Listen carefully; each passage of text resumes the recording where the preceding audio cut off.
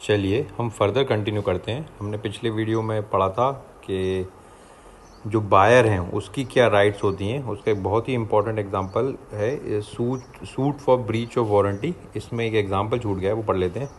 In case of absence of transfer of title और registration the purchaser can not claim damages for breach of condition and warranty related to cell.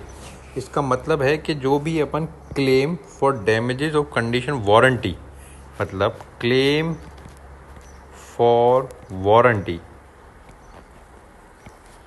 Can be made only after transfer of title और registration. Transfer of title और registration, ठीक है। Last topic है हमारा, वो पढ़ लेते हैं ऑक्शन सेल। ऑक्शन सेल में एक चीज़ सबसे ज़्यादा ध्यान रखनी है, एक बार वो हैमर गिर गया ऑक्शन सेल, मतलब एक बार वो हैमर ठोक दिया तो सेल कंप्लीट हो जाती। बाकी सब सब्सिडरी हैं, जहाँ वो गिरा हैमर तो आप समझ जाना कि सेल कंप्लीट हो गई। अब इसको पढ़ लेते हैं। An auction sale is a mode of selling property by inviting bids publicly. Bids मतलब वो जो ऑफर देते हैं ना, सामने बोला कि बोली लगाते हैं, बोली को बिड्स कहते हैं। And the property is sold to the highest bidder. An auctioneer is an agent govern by the law of agency. When he sells, he is only the agent of the seller. He may, however, sell his own property as the principal and need not disclose the fact that he is so selling. ये फालतू की बात है, line इसको ignore कर दें last वाली। अब पढ़ते हैं legal rules of auction sale. पहला, where the goods are sold in lots. Lots का मतलब होता है जहाँ इकट्ठे के, अपन ऐसे बोलते हैं ना कि 1 दर्जन केले, 2 दर्जन केले, वैसे जहाँ पे लॉट्स हों, सिंगल क्वांटिटी इन लॉट्स, तो हर एक लॉट का अलग ट्रांजेक्शन होगा, सेपरेट कॉन्ट्रैक्ट होगा।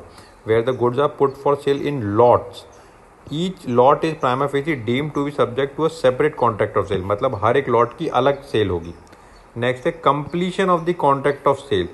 The sale is complete when the auctioneer announces it's complete by the fall of hammer, fall of hammer, fall of hammer, or in any other customary manner, and until such announcement is made any bidder may retract from his bid।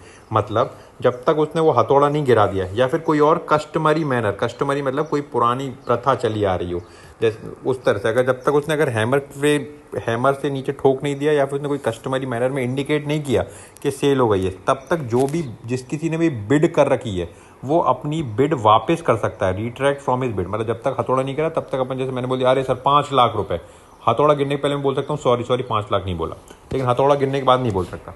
Right to bid may be reserved. यार ये थोड़ा सा complicated है, लेकिन इसको इतना समझ लो कि जो कोई भी सेलर होगा, देखो एक कैसे वो चलता है मैं आपको बताता हूँ। मान लेते हैं कि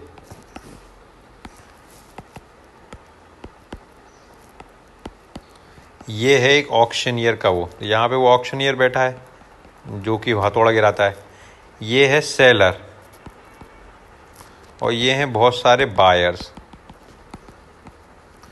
ये इसका एजेंट होता है, मतलब इस सेलर के बिहाफ पे ये एक्ट करता है एज एजेंट। अब क्या होता है, कायदे से देखा जाए तो ये सेलर यहाँ पे बिडिंग नहीं कर सकता, इसी को हम बोलते हैं right to bid may be reserve. पढ़ लेते हैं इसे।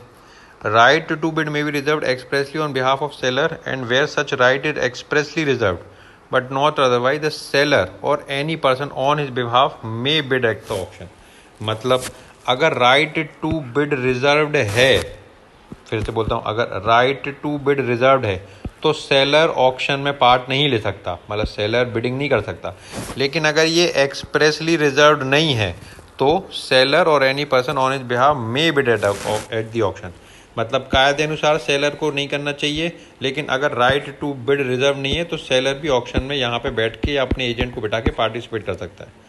Where the sale is not notified by the seller, where the sale is not notified to the subject to a right of bid on the behalf of seller, it shall not be lawful for the seller to bid or to employ any person to bid at such sale.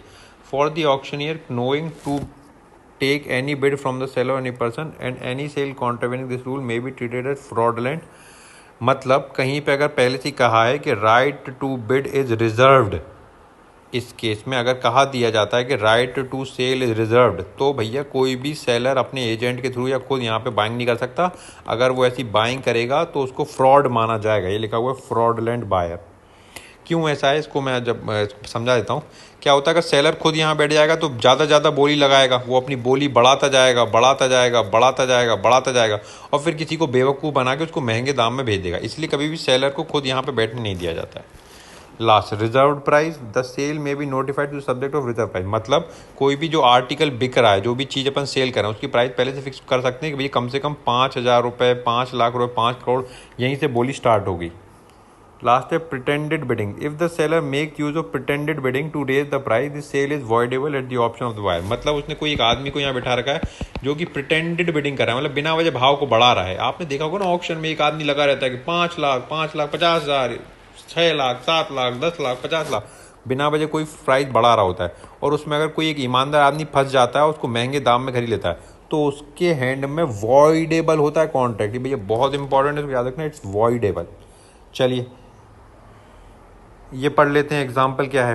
P sold a car by an auction, it was knocked down to Q who has only allowed to take it away on giving a cheque. अब देखो, मैंने आपको बहुत अच्छे से समझाया था इसमें बार बार कि जब भी ऑक्शन की केस में जब तक वो हैमर नहीं गिर रहा है तब तक सेल नहीं होगी, और एक बार हैमर गिर गया तो सेल कंप्लीट हो गई। पोजेशन ट्रांसफर हुई हो ना हुई हो, ओनरशिप ट्रांसफर हुई हो ना हुई हो, पैसे किसी ने दिए हो ना हो, कॉन्ट्रैक्ट ट्रांसफर हो गया है, और मतलब कॉन्ट्रैक्ट कंप्लीट हो गया है भाई, और सेल हो गई है। इसमें ये इस पूरे एग्जाम्पल में कुछ ऐसे ही दिया हुआ है कि ए ने बी को कुछ बेचा, बी ने सी को कुछ बेचा। पढ़ लेना आप, इसका अंत यही है, both sale and sub sale are valid in favour of Q and R respectively. क्यों? क्योंकि जैसे ही हैमर फॉल हुआ था सेल कंप्लीट हो गई थी। अब आप इसको पढ़ लीजिएगा। चलिए लास्ट है, बिल्कुल लास्ट पॉइंट है सेल्स ऑफ गुड्स एक्ट का। ये क्या कह रहा है? ये कह रहा है inclusion of increase decrease tax rate. मतलब हम जब भी कोई सामान खरीदते हैं, जैसे फॉर एग्जांपल आपने बाजार से कुछ सामान खरीदा, आपने बाजार से खरीदा एक पार्ले जी, इस पे लगता है GST, मान लेते हैं इस पे GST लगता है 5%। अभी अपनी निर्मला सीतारमन जी आई, अपनी जो फाइनेंस मिनिस्टर हैं, और उनने GST का रेट बढ़ा के कर दिया 10%। तो जो भी सेलर होगा वो 10% ही GST चार्ज करेगा, और जो बायर होगा उसको 10% GST ही पे करना पड़ेगा। मतलब बायर अगर रेट बढ़ गया है टैक्स रेट, तो बायर को ज़्यादा पे करना पड़ेगा। बस यही लिखा हुआ है इसमें, आप पढ़ लीजिएगा। The buyer would have to pay the increase price way the increase and may derive the benefit of reduction of taxes. मान लीजिए 5% से अगर 3% हो जाता तो यहाँ पे 3% ही देता।